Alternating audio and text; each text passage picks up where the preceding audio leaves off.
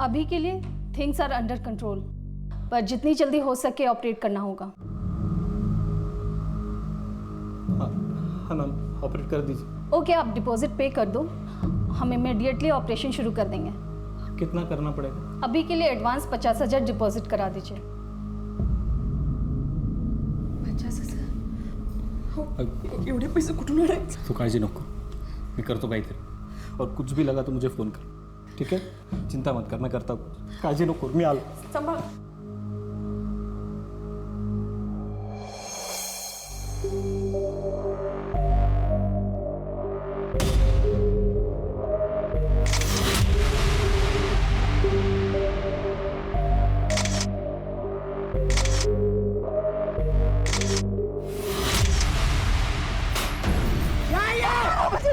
पैसा छुपाती मेरे से, पैसा छुपाती है। नहीं, मत मारो।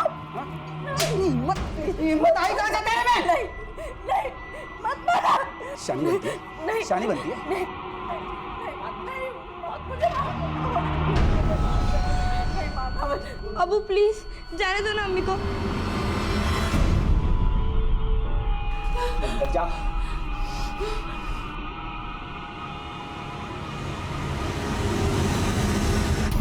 क्या हुआ?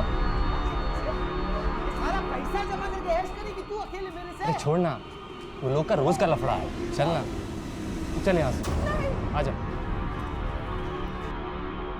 याद रख, करना मत मेरे साथ ऐसा वापस। हाँ,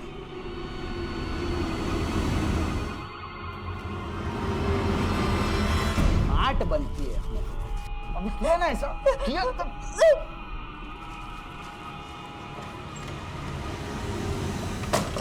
अम्मी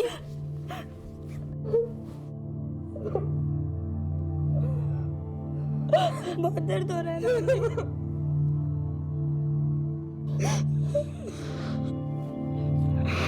चुप कर, जल्दी कर, अम्मी की मदद कर, चल बाकी के पैसे इकट्ठे करने में।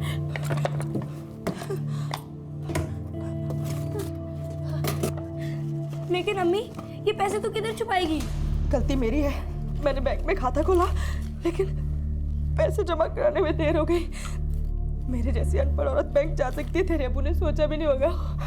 अभी जाती हूँ, ये सारे पैसे जमा करा देती हूँ और ये कार्ड भी चालू कराती हूँ।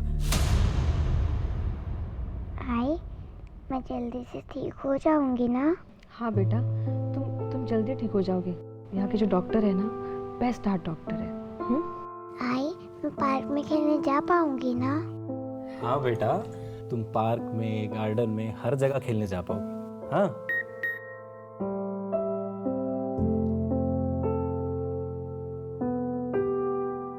आरती, पैसे डिपॉजिट हो गए।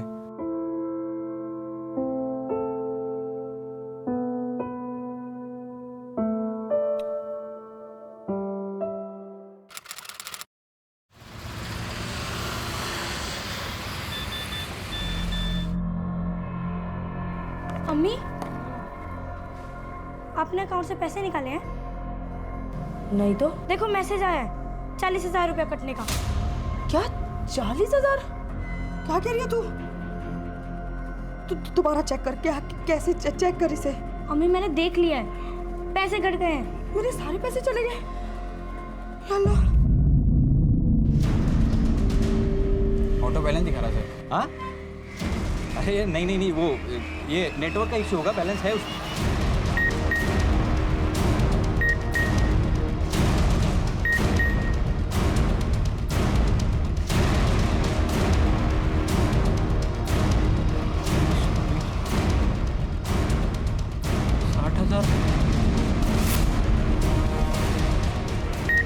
अरे भाई, पैसे कट गए मेरे।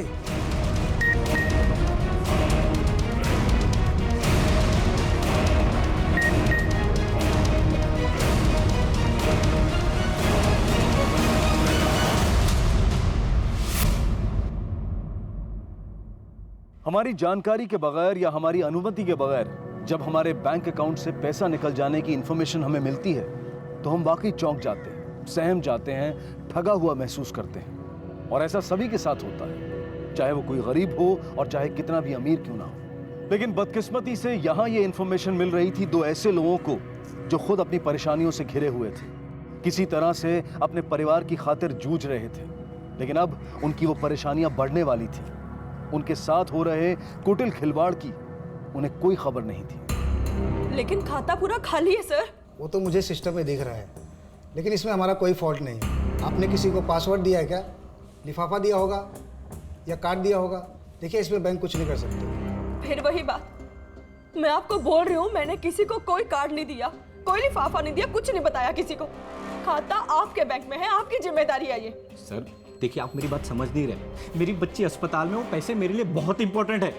ऐसे कैसे कट हो सकते हैं पैसे अकाउंट से? मिस्टर राणे, देखिए, पैसे ऐसे ही नहीं निकलते। सिस्टम चेक किया हमने, सिस्टम का कोई फॉल्ट नहीं है। इसका फॉल्ट है ये। किसी ने निकाले हैं ये पैसे आपके अकाउंट से। क्या? पुलिस का मैटर है ये। अब देखिए, अगर आपको कंप्लेन लिखाना है तो पुलिस में जाइए आप। सर मेरे अकाउंट से पैसे कट गए, पता ही नहीं चला सर। ये देखिए मैसेज भी आया सर, देखिए। चलिए प्लीज सर कंप्लेंट लिखिए सर। हाँ, मैं पूरा दिन मेरे काम पे ही थी और कार्ड भी मेरे पास ही था, तो ऐसे कैसे मेरे अकाउंट से पैसे कट सकते हैं? मेरे साथ भी ऐसे ही हुआ है मैम, मेरे अकाउंट से भी पैसे कटे हैं। आपने किसी को दिया एटीएम कार्ड? किसी को नहीं दिया सर। एटीएम तो मेरे पास है मैम, और मेरे पैसे निकल गए अकाउंट से। मैं क्या करूं मैं? सर मेरे घर पे कमाने वाला कोई नहीं है सर। 60,000 रुपए कट गए सर, इकलौता बेटा।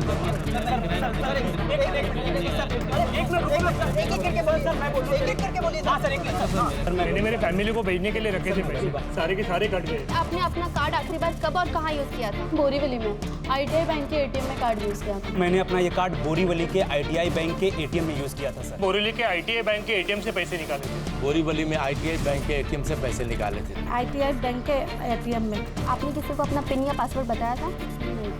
कितने पैसे कटे? 60,000 रुपए से। 35,000, 15,000, 20,000, 10,000। 75,000 रुपए कट गए मैडम, देखिए।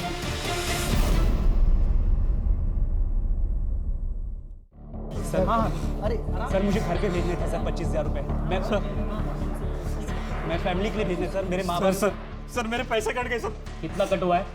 60,000 कट गए सर। सर मेरे 20,000 हुए। सर मुझे भी कंप्लेंट लिखानी थी सर। हाँ रुको थोड़ा, इनका होने दो। सर मेरी बच्ची हॉस्पिटल में है सर, प्लीज सर, प्लीज मेरे पैसे वापस दिला दो सर।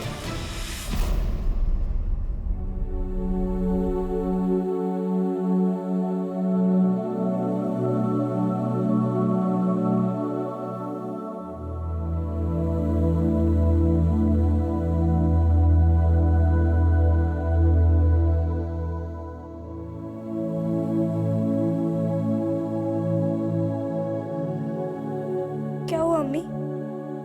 पैसे वापस नहीं मिले? बैंक वाले कह रहे हैं कि पुलिस में जाओ करके। पुलिस में गई तो तेरे अब्बू मुझे मार देंगे। मैंने सोचा था बैंक में पैसे रखूंगी तो वहां महफूज रहेंगे, लेकिन वहां भी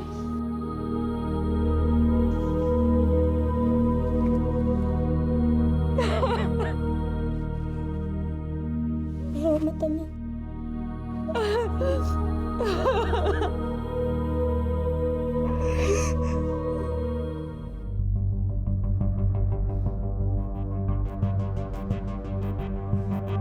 दोस्तों से मांग के थक गया था सर मैं, किसी ने मदद नहीं की मेरी। फिर एक दोस्त ने मदद की सर, लेकिन वो भी पैसे चले गए। तुमने अपना कार्ड ATM में आखिरी बार कब और कहाँ यूज किया था? सर कल सुबह बोरीवली के ITI बैंक के ATM से कुछ पैसे निकाले थे मैंने। मेरी बच्ची हार्ट पेशेंट है सर, अगर उसको ऑपरेशन नहीं हुआ तो वो मर जाएगी साहब।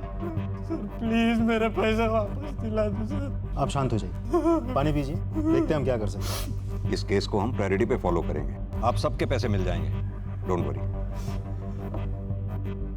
चलिए सर।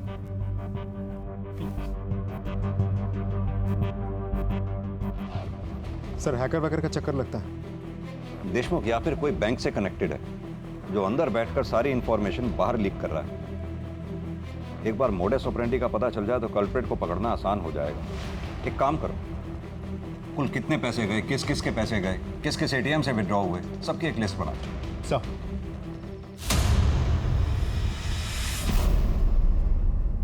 20 से ज्यादा लोगों की शिकायतें दर्ज की गई हैं अब तक। कुल 21 लाख रुपए गायब होने की संभावनाएं सामने नजर आ रही हैं। इस बीच पुलिस अधिकारी बारीकी से मामले की तफ्तीश कर रहे हैं। जैसा कि आपने अभी देखा, पुलिस ने और लोगों से अनुरोध किया है कि किसी के साथ ऐसा कुछ हुआ हो तो वो सामने आकर रिपोर्ट दर्ज करवाएं।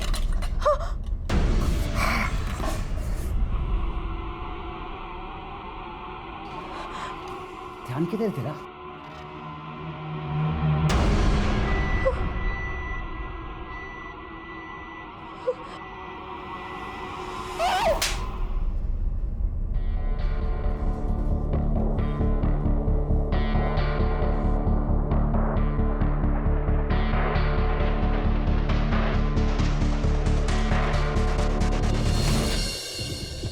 ये सभी विटनेस के स्टेटमेंट। सर इसमें एक चीज कॉमन है, सभी विटनेस ने उस दिन बोरीवली का ITI बैंक का ATM यूज किया था। Borivali ITI bank? जो एक काम करो, देशमुख को बोलो बोरीवली का ITI बैंक के ATM को फौरन चेक करें, क्विक।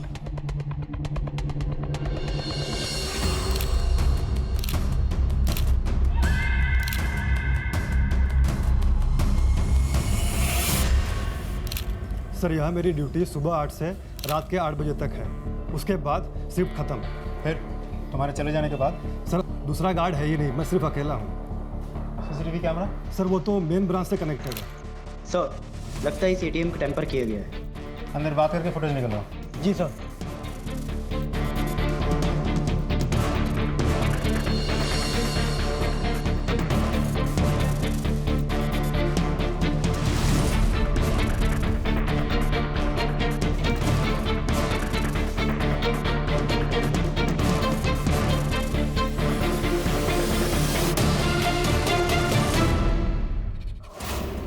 और 8 बजे के बाद का क्या? आपने नाइट शिफ्ट में किसी को रखा ही नहीं? सर वो हम लोग कुछ नहीं कर सकते, सब हेड ऑफिस से कंट्रोल होता है। कॉस्ट कटिंग के चक्कर में एक ही गार्ड रखा है। सर। हाँ देशमुख। सर ये देखिए, ये वाला फुटेज पहले सुबह 6 बजे फिर रात 1 बजे।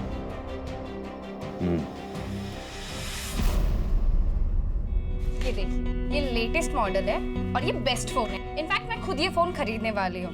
इसका कैमरा, डुअल लेंसेज और बहुत अमेजिंग है। इसमें पोर्ट्रेट मोड भी है। बहुत ही अच्छा फोन है, आई एम श्योर आपको पसंद आएगा।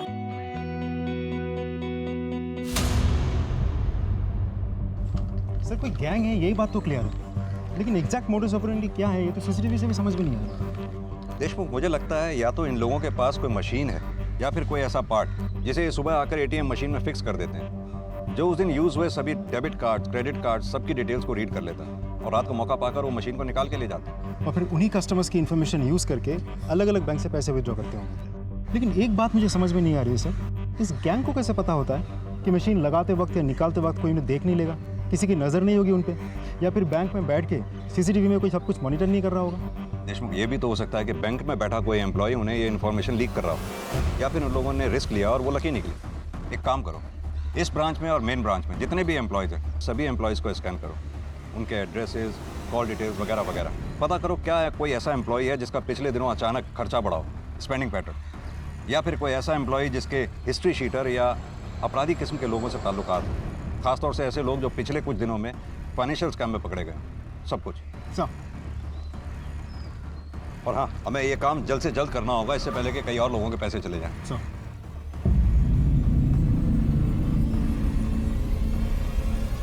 देखो जरा।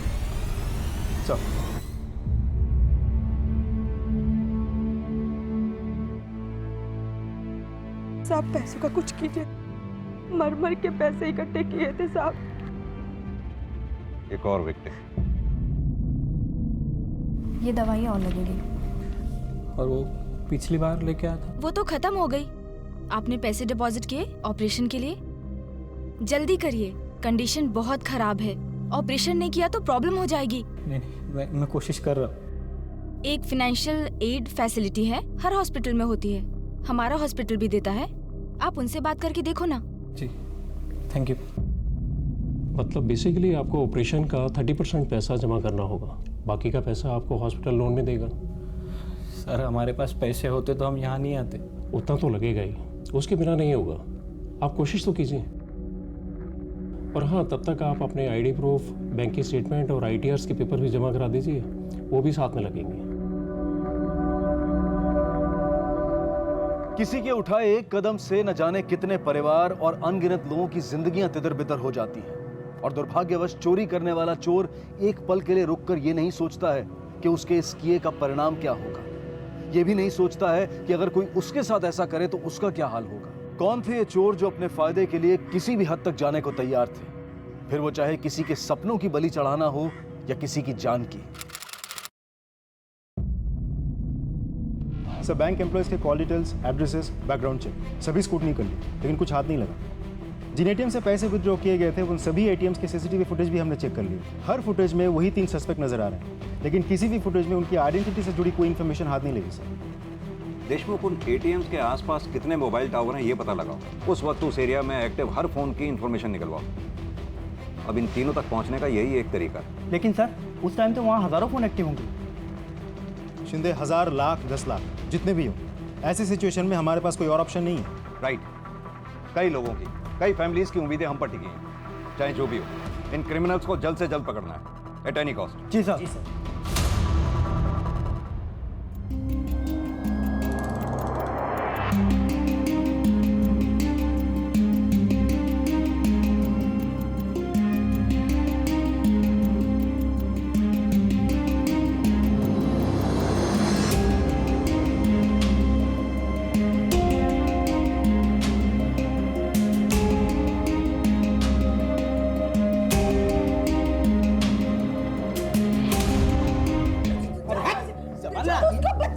अरे जबान लड़ाते क्या मारूंगा तेरे को।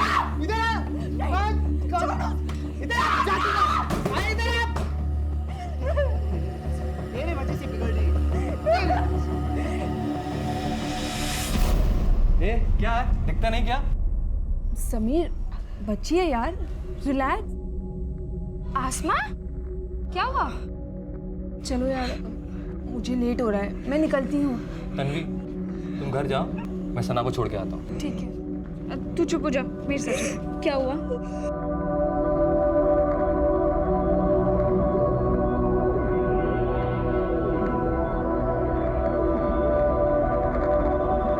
मुझे घर जाना है, अम्मी अकेली है, अम्मी को जरूरत है।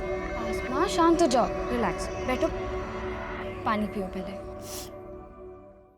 मुझे ये बताओ कि क्या हुआ? किसी ने डांटा, मारा किसी ने? अब्बू ने अम्मी को मारा?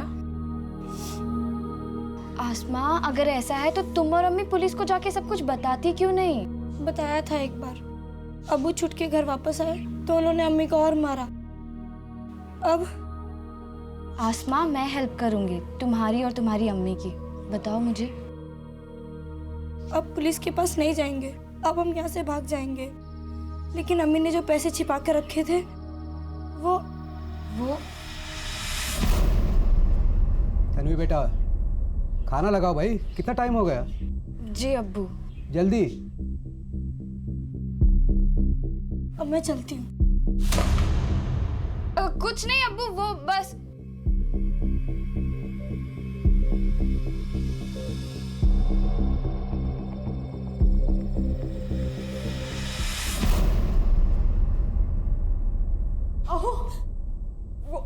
वो मनु की सांसें फिर से रुकी है। अरे तो डॉक्टरला बोलो ना, डॉक्टर कुठे है? डॉक्टर अंदर है, लेकिन वो बोल रहे हैं कि पैसों के बिना वो ऑपरेशन नहीं करेंगे। यार, सब मेरी गलती। अपने बेटी के ऑपरेशन के लिए पैसा नहीं जमा कर पा रहा हूँ मैं।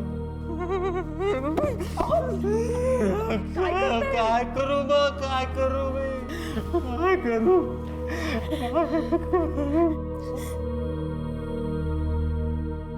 एक मिनट, ये कंगन ले लो और इसे बेच दो। आरती, ये तेरे आई के कंगन है, लेकिन मनु की जान से तो ज्यादा कीमती नहीं है ना। इसे जो भी मिलेगा देके बाकी का लोन लेंगे।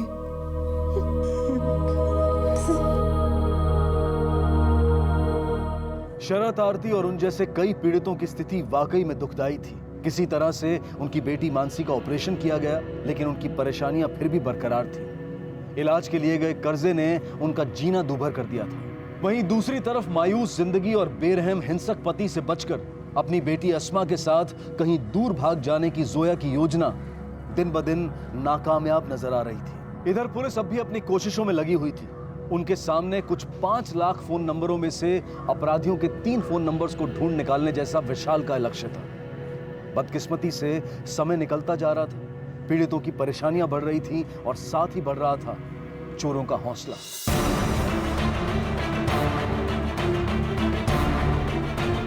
सर इधर ही काम करता हूँ, यही ऑफिस है मेरा। उस दिन थोड़ा काम था इसलिए जल्दी आ गया। सर मैं उसी एरिया में काम करता हूँ।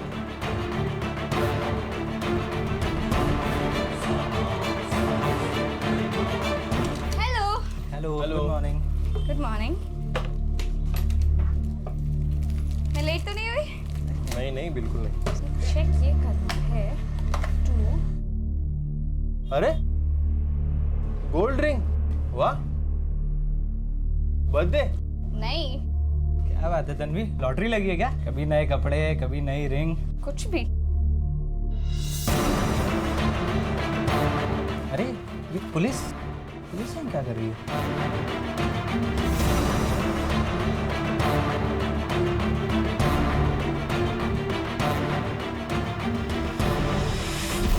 तन्वी कुरैशी। सर इस तन्वी कुरैशी की सारी इन्फॉर्मेशन निकलवाई मैंने। भाई और बाप के साथ रहती है, मलाड वेस्ट के एक मोबाइल शॉप में काम करती है। सैलरी करीब 18,000 रुपये, लेकिन खर्चे बहुत ज़्यादा है, इसीलिए डाउट गया इस पर। रॉबरी के बाद से ही रोज़ नए कपड़े, नया मोबाइल फ़ोन। अभी तक कोई ठोस सबूत तो हाथ नहीं लगा सर। देशमुख, वो सीसीटीवी फुटेज फिर से दिखाओ मुझे। Sir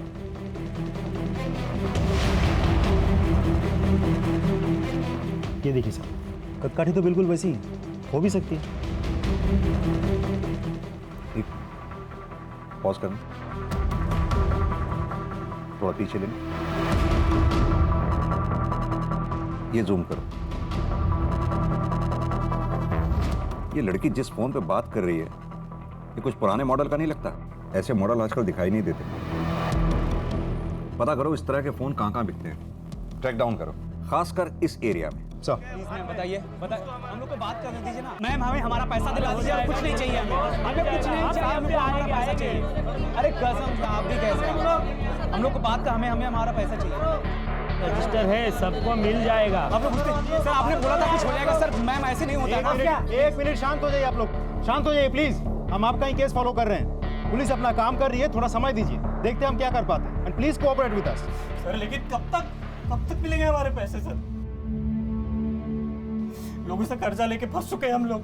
sir please, I request you sir, please हमारा पैसा वापस दिला दीजिए। और सर वो बैंक वाले बोलते हैं इंश्योरेंस से पैसे मिल जाएंगे, लेकिन अभी तक कुछ नहीं हुआ, ना कुछ होता दिखाई दे रहा है सर। हम लोग तंग आ चुके हैं, हमें बस हमारा पैसा दिला दीजिए और कुछ नहीं चाहिए। शांत तो हो जाइए। आप लोगों के ऊपर क्या गुजर रही है हमें खबर है इस चीज की, लेकिन पुलिस भी हाथ पे हाथ रख के तो नहीं बैठी ना।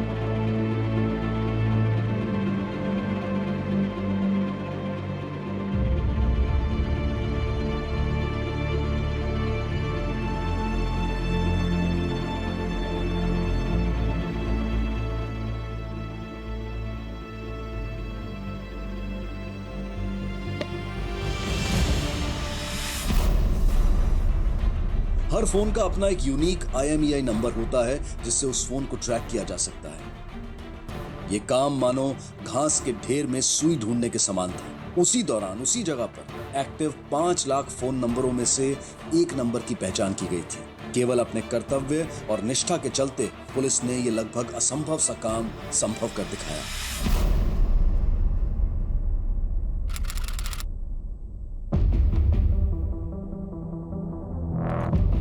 सर इंटरनेट के जरिए मैंने कुछ लोकल सेलर से पूछताछ की। उस मोबाइल का पर्टिकुलर मॉडल तो आउट ऑफ सर्कुलेशन है, लेकिन कांदिवली लिस्ट में एक जगह है, कुछ सेलर्स है जो पुराने हैंडसेट बेचते हैं, लेकिन उनमें से किसी ने भी ये मोबाइल नहीं बेचा सर।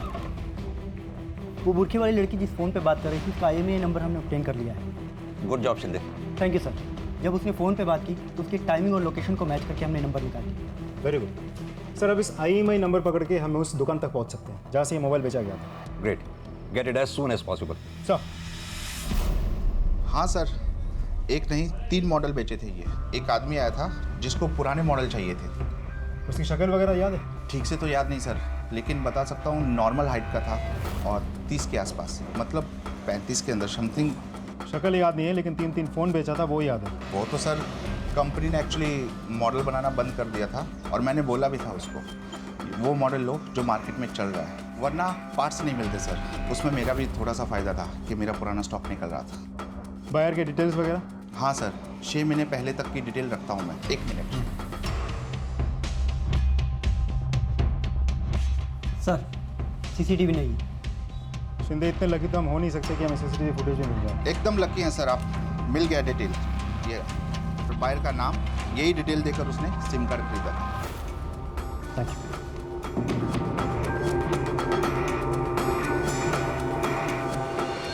सर 2 सिम कार्ड्स जाली डॉक्यूमेंट्स के थ्रू बनवाए गए थे, फेक नामों पर। Damn it. तीसरे की इन्फॉर्मेशन सही है सर, मैं दिखाता हूँ।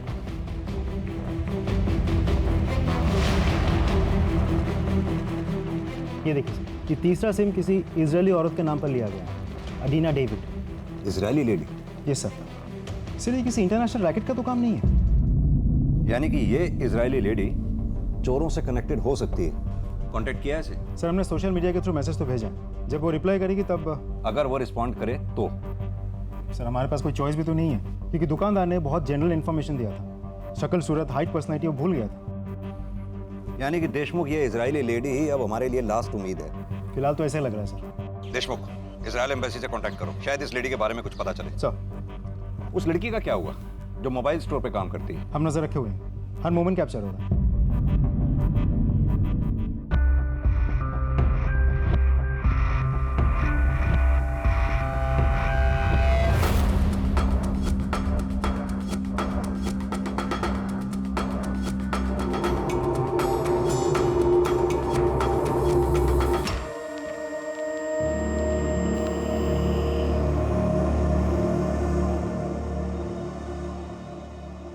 और कोई चारा नहीं अस्मा, दर्द होगा लेकिन इतना नहीं जितना तेरे अब्बू के पीटने से होता है। जैसे तैसे करके वो पैसे इकट्ठा किए थे, तेरे अब्बू से छुपाए। फिर से नहीं होगा अस्मा, फिर से नहीं होगा। वैसे भी एक न एक दिन तेरे अब्बू ने हमारी जान तो ले ही ले ली। मैं नहीं चाहती कि मुझे कुछ हो और तू अकेली रह जाए। मुझे नहीं पता मेरे मरने के बाद वो आदमी तेरे साथ क्या करेगा। तू नहीं समझती अज़मा, तेरी खातिर बोल रही हूँ अज़मा, तेरी खातिर बोल रही हूँ।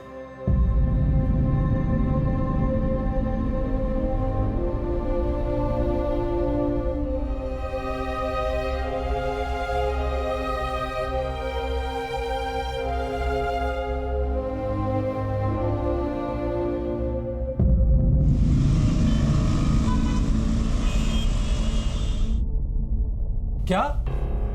और नहीं तो क्या? अरे नुक्कड़ पे ही तो था मैं, अपनी आंखों से देखा मैंने। क्या हुआ अब्बू? क्या हुआ भाईजान? अरे एम्बुलेंस आई है, वो करीम की बीवी और बेटी खुदकुशी करने की कोशिश की दोनों ने। क्या? हाँ। चलो अब्बू।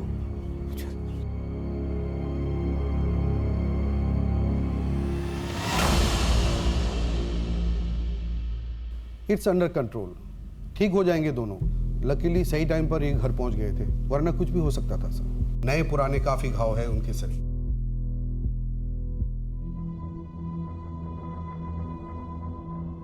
लेकिन इस बार तुम्हें डरने की जरूरत नहीं है। तुम और तुम्हारी बेटी, तुम दोनों ही सेफ हो। क्यों? सेफ रहेंगे ना दोनों? नजर रहेगी हमारी, कुछ गलत नहीं होना चाहिए। बिल्कुल सर, सेफ रहेंगे सर।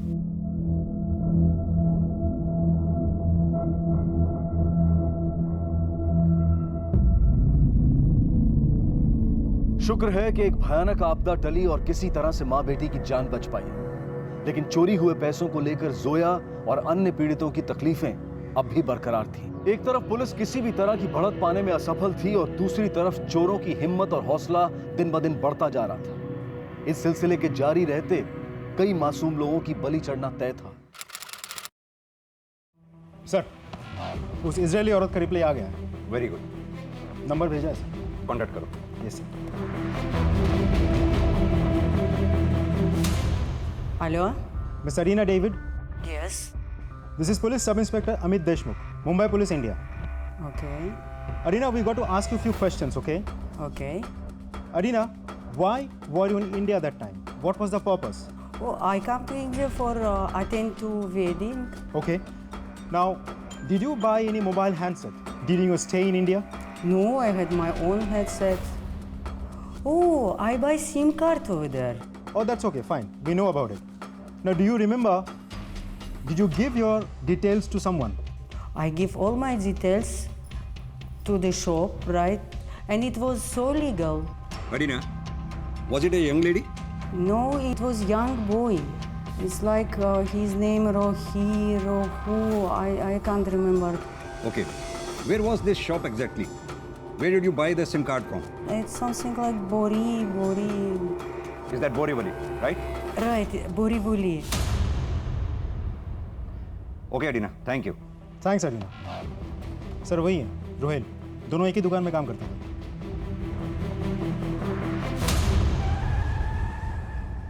तन्वी कुरैशी और रोहेल शेख कहाँ हैं दोनों?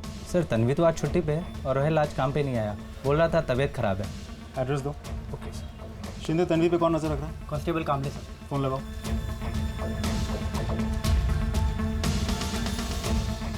हेलो, कामले सर से बात करो। Hello sir. तन्वी घर से बाहर निकली क्या? नहीं साहब, मैं सुबह से इधर ही हूँ। वो घर के अंदर ही है, सिर्फ उसका भाई बाहर निकला है। बहुत, हर एक सेकंड नजर रखना। अगर वो घर से बाहर निकले तो पीछा करो और मुझे अपडेट करो। हो सर, जय Hind. Okay sir, address. Thank you. Rohail तो घर पे है नहीं सर, क्या हुआ? लेकिन रोहेल ने दुकान पे तो बोला कि उसकी तबीयत खराब है। वो सुबह दुकान के लिए ही निकला था। कुरैशी साहब। जी सर। साहब, आप यहाँ, क्या बात है? ये बात तो आप अपनी बेटी तन्वी से पूछिए। रोहेल कहाँ है? रोहिल, मुझे कैसे पता रोहिल? झूठ मत बोलो तन्वी। हमने सीसीटीवी फुटेज में तुम तीनों को एटीएम से पैसे चुराते हुए देखा है। तुम और रोहेल। तीसरा कौन था तुम्हारे साथ? एटीएम, कोई मिसअंडरस्टैंडिंग होगी। तन्वी, कोई मिसअंडरस्टैंडिंग नहीं है। हम तुम पर नजर रख रहे थे। तुम्हारी सैलरी इतनी कम, फिर भी रोज नए कपड़े, नया फोन। कहाँ से लाते हो इतने पैसे? चोरी करती हो क्या?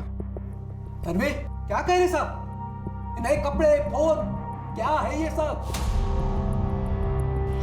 अब्बू, वो सब लिया था मैंने, पर आपको गुस्सा आता है इसलिए छिपा के रखा था अब्बू। लेकिन अब्बू यकीन मानिए, ये सब खरीदने के लिए पैसे भाई ने ही दिए थे और भाई ने कहा था कि आपसे छिपा कर रखने को, वरना आप भाई को काम करने से रोकते। इसीलिए अब्बू सॉरी, मुझे ये सारी अच्छी चीज़ें चाहिए थी, इसीलिए ये सब हुआ। यकीन मानिए, मैंने कोई चोरी नहीं की, कसम से मैंने कुछ नहीं किया, मैं कुछ नहीं जानती। तो फिर रोहेल से तुम्हारी मुलाकात कैसे हुई? मोबाइल शॉप में? नहीं सर, रोहिल को मैं स्कूल टाइम से जानती हूँ और शॉप में भी काम करता है, पर वो और भाई बहुत अच्छे दोस्त हैं, साथ ही होते हैं हमेशा। भाई का नाम क्या है? समीर। चलो तन्वी, अगर हम तुम्हारी बात मान भी लें कि तुम इन चोरी में शामिल नहीं हो, हमने सीसीटीवी फुटेज में 3 लोगों को एटीएम से पैसे चुराते देखा। 2 लोग तो हो गए, रोहेल और समीर। तीसरी लड़की कौन हो सकती है अगर तुम नहीं हो तो? नहीं पता सर, शायद भाई की गर्लफ्रेंड सना हो। ये समीर कहाँ मिलेगा?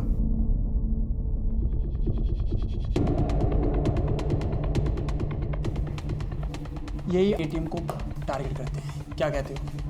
और सीसीटीवी का हम कुछ नहीं कर सकते, लास्ट टाइम की तरह रिस्क लेना पड़ेगा। लेकिन एक बात है, जहाँ ज़्यादा रिस्क वहाँ ज़्यादा फायदा। सर मुझे लगता है हमने दोनों को मिस कर दिया।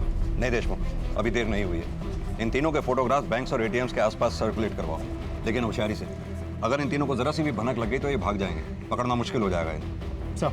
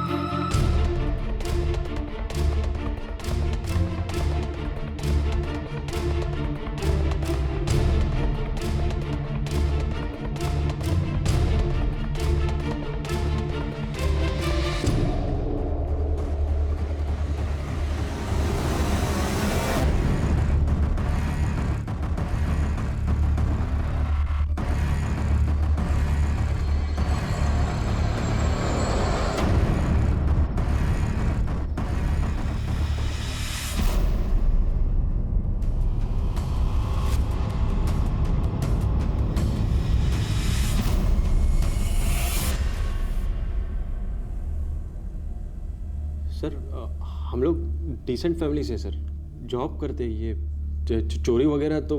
सर हम लोग तो पहली बार गए थे वहाँ, रोहिल को पैसे विड्रॉ करने थे, देखा तो वो छोटा मशीन जो अटैचमेंट निकल के अपने आप हाथ में आ गया। फिर सर हम लोग तो पुलिस स्टेशन ही आ रहे थे सर। बहुत हो गया, सिर्फ सच बोलो। तुम्हें पता है वुमेन्स जेल के अंदर हालत कैसी होती होगी? सजा है वो तो एक बात है, लेकिन जेल के अंदर बाकी के कैदी तुम्हें जीने नहीं देंगे। तुम्हारी वो हालत करेंगे जो तुम झेल नहीं पाओगी, और ना ही तुम्हें वहां कोई बचाने आएगा। समझ रही हो मैं क्या बोल रहा हूँ? बगल वाले लॉकअप में समीर और रुहेल का इंट्रोगेशन चल रहा है। उन दोनों में से किसी एक ने भी मुंह पहले खोल दिया ना, तो बाकी दोनों की सजा बहुत लंबी होने वाली है। अब तुम सोच के डिसाइड कर लो, हमारे साथ कोऑपरेट करोगी या?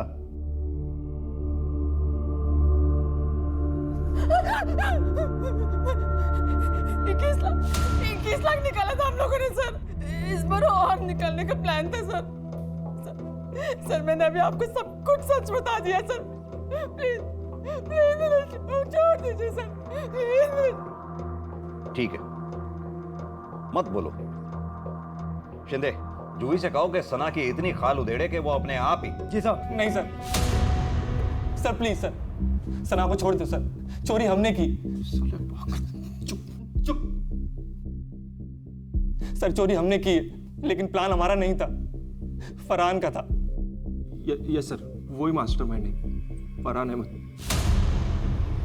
सर हम लोग साथ में ही पढ़ते थे, वो हमेशा से ही पढ़ाई में आगे था, इंजीनियरिंग भी की, लेकिन जॉब नहीं मिला, फ्रस्ट्रेटेड था सर। लेकिन कुछ टाइम बाद सब कुछ बदल गया, गाड़ी, घर, अचानक से पैसा आ गया उसके पास। अरे वो बटला कहाँ है, बटला? अरे वो मुझे कल ही मिला था। भाई उसकी शादी होने वाली है अब। अरे क्या बात कर रहा है? सीरियसली यार, ये देख कितना हुआ, बिल आ गया। गाइस ये ट्रीट मेरी तरफ से है।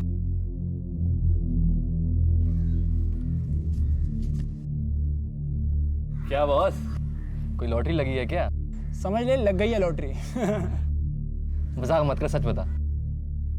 तुम लोगों की भी लग सकती है, दम चाहिए, लेकिन रिस्क लेना पड़ेगा। रिस्क लोगे तो फायदा होगा, नहीं तो बैठे रहो ऐसे ही। या कीप द चेंज।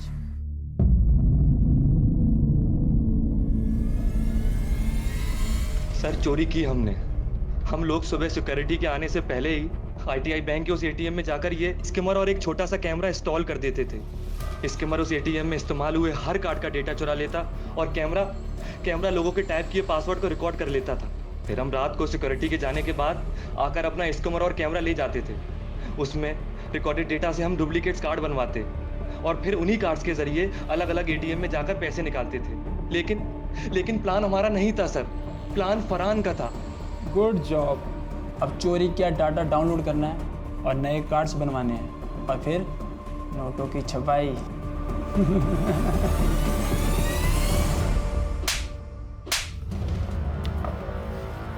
दूसरों की जिंदगियां बर्बाद करके गाड़ी और फ्लैट खरीदोगे? जिनके पैसे लूटे उनके बारे में कभी सोचा? कितनी दिक्कतें आई होंगी उन्हें। किसी का बच्चा अस्पताल में, किसी के माँ बाप गरीबी की जिंदगी जी रहे हैं, किसी की सारी सेविंग लूट गई। सोचा कभी उनके बारे में? सर, ये फरहान के बारे में सारी डिटेल बताओ। बोलो। सर फरहान अहमद का कुछ पता नहीं चल रहा है, कहाँ गायब हो गया वो?